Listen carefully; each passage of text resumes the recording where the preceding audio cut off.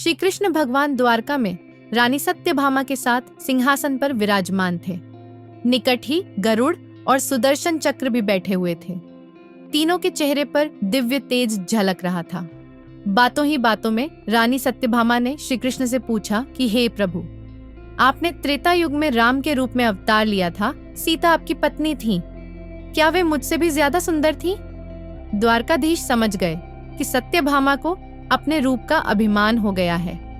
तभी गरुड़ ने कहा कि भगवान, क्या दुनिया में मुझसे भी ज्यादा तेज गति से कोई उड़ सकता है? इधर सुदर्शन चक्र से भी रहा नहीं गया और वे भी कह उठे कि भगवान, मैंने बड़े बड़े युद्धों में आपको विजयश्री दिलवाई है, क्या संसार में मुझसे भी शक्तिशाली कोई है? भगवान मन ही मन मुस्कुरा रहे थे।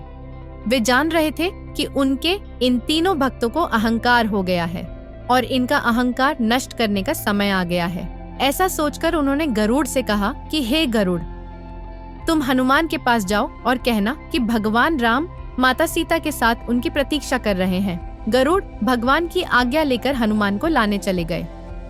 इधर श्री कृष्ण ने सत्यभामा से कहा कि देवी, आप सीता के रूप में तैयार हो जाएं, और स्वयं द्वारकाधीश ने राम का रूप धारण कर लिया।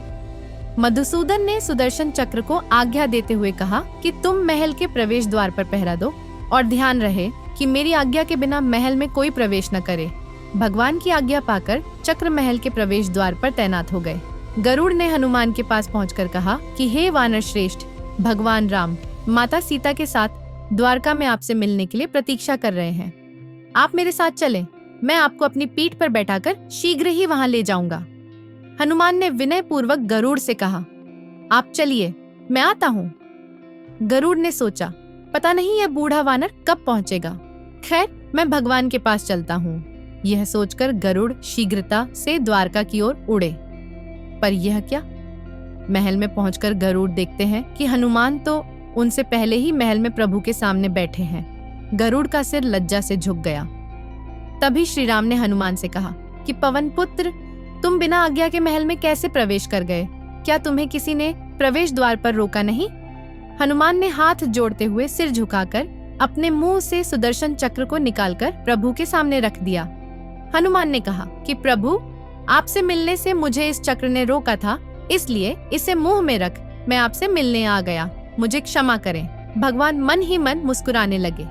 हनुमान ने हाथ जोड़ते हुए श्री राम से प्रश्न किया, हे प्रभु, आज आपने माता सीता के स्थान पर किस दासी को इतना सम्मान दे दिया कि वह आपके साथ सिंहासन पर विराजमान है? अब रानी सत्यभामा का अहंकार भंग होने की बारी थी। उन्हें सुंदरता का अहंकार था जो पल भर में चूर हो गया था।